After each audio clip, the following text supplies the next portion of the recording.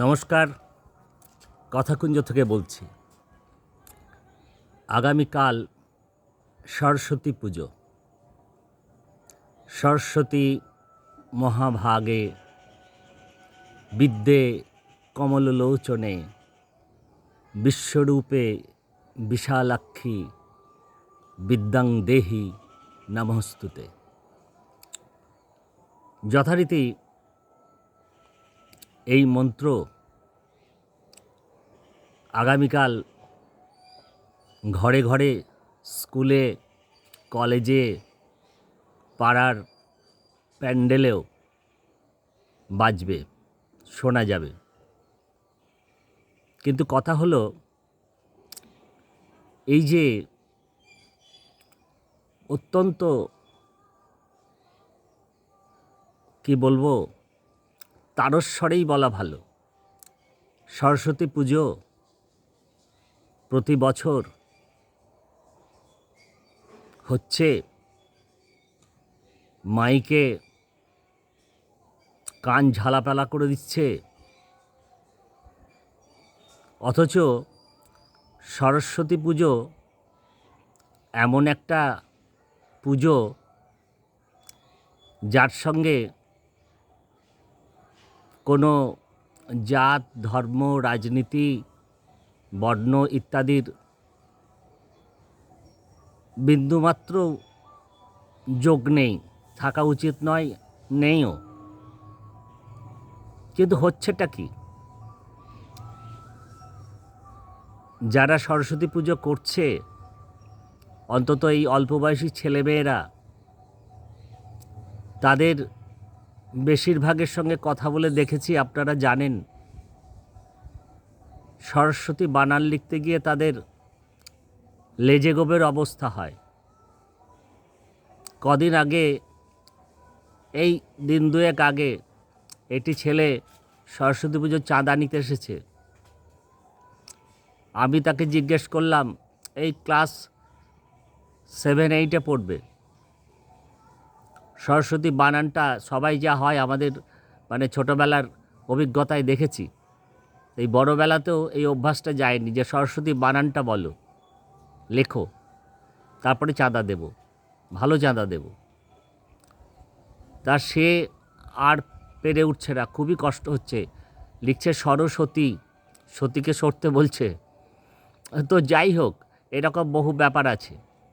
কিন্তু কথা হচ্ছে, এই যে বাণী বন্দনায় আমাদের এত উৎসাহ, এত আনন্দ, এর চাইতে ভালো খবর তো আর কিছু হতে পারে না। কিন্তু আমাদের চলতে ফিরতে যে বাণী দিনের পর দিন আমরা শুনছি,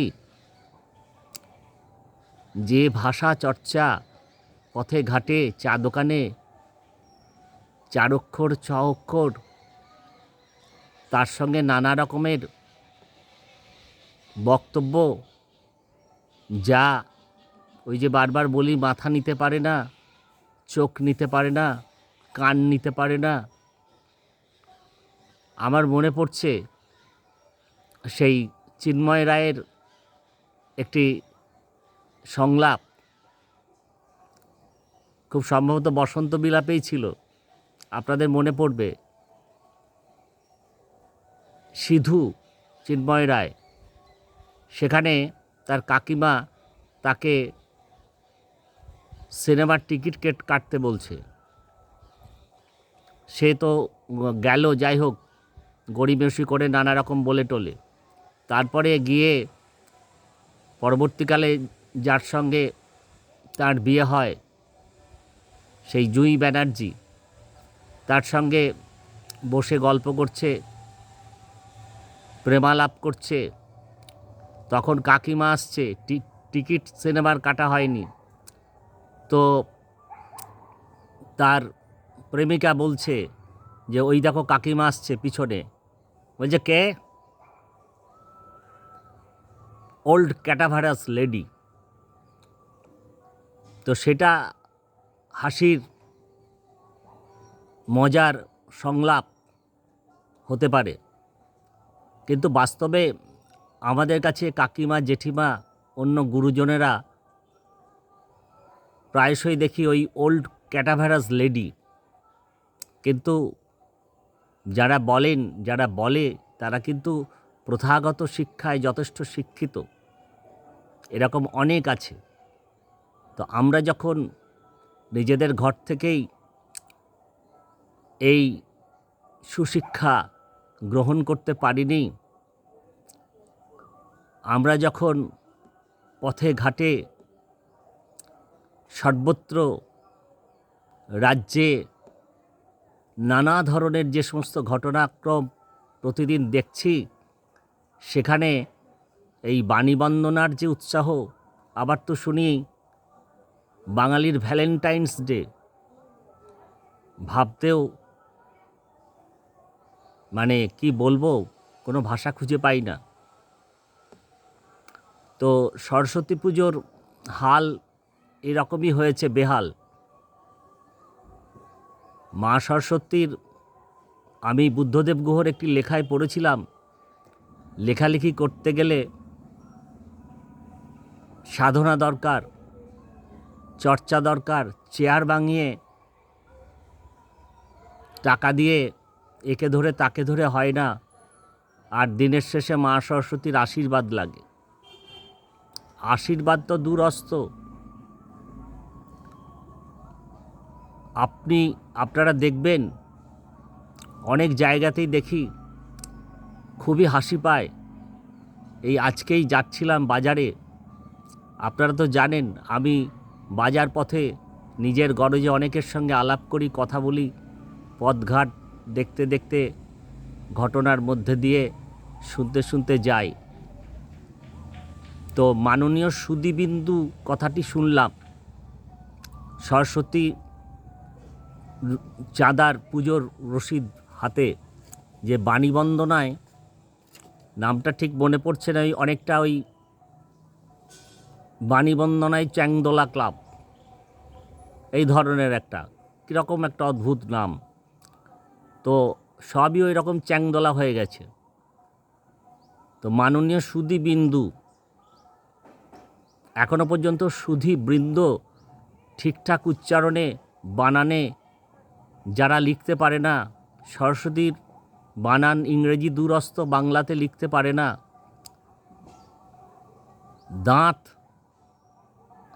হাতে যে রসিদ নিয়ে যে ছেলেগুলিকে দেখলাম রাস্তায়, তারা গাড়ি আটকাচ্ছে, টুকটুক টোটো আটকাচ্ছে, দিয়ে চাঁদা চাইছে, তাদের দাঁতের যে অবস্থা, সেই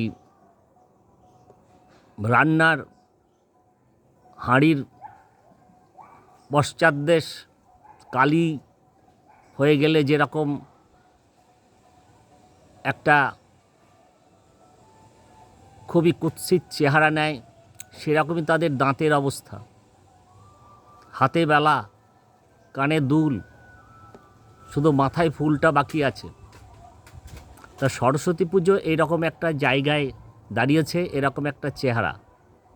বিকেলবেলায় শুরু হবে ভ্যালেন্টাইন্স ডে,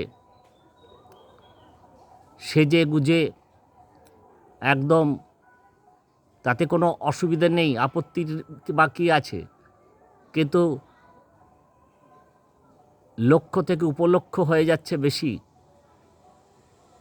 মা সরস্বতীর আশীর্বাদ লাভ করতে গেলে তো একটু ধৈর্য, সূর্য, সংযম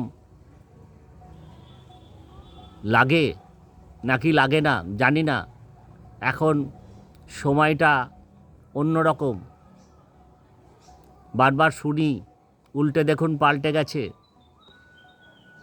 তো যাই হোক, কালকে সরস্বতী পুজো, তবুও মন্দের ভালো, অন্তত একটা কথা বলতে পারি যে তবুও তো সরস্বতী পুজো হচ্ছে, নামটা তো উচ্চারণ হচ্ছে।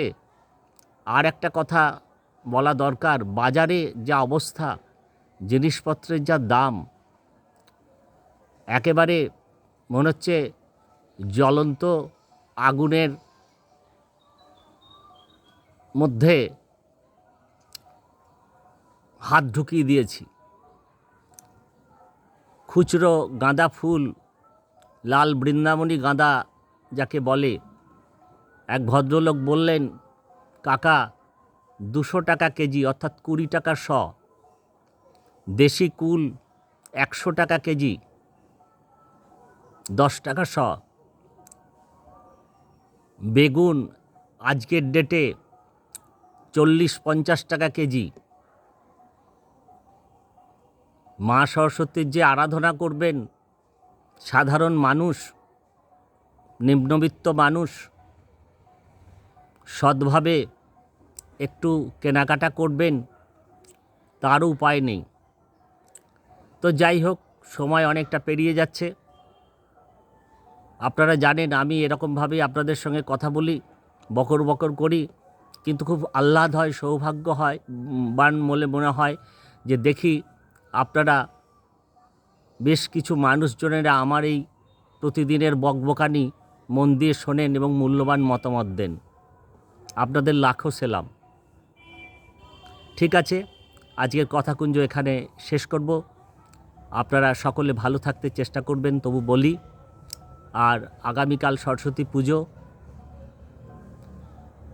সেই আমার একটা কথা বলতে গেলে অনেক কথা বেড়ে যায়, সময়টা বড় হয়ে যায়। সে একটা তর্ক হয়েছিল একবার দেশ পত্রিকায়, সুনীল শীর্ষেন্দু এবং শক্তি চট্টোপাধ্যায়। দোহার ছিলেন শীর্ষেন্দু মুখোপাধ্যায়, আর ওদিকে সুনীল গঙ্গোপাধ্যায় আর শক্তি চট্টোপাধ্যায়। সেখানে শক্তি বারবার বলছেন অমুক খুব স্বনামধন্য কবি, তার সম্পর্কে বলছেন উনি ও ছন্দে খুব ভুল করে ইত্যাদি ইত্যাদি। তো সুনীল বলছেন তুমি কেন এরকম বলছো, একটু ঠিকঠাক করে বলো, এরকম বলা ঠিক নয়।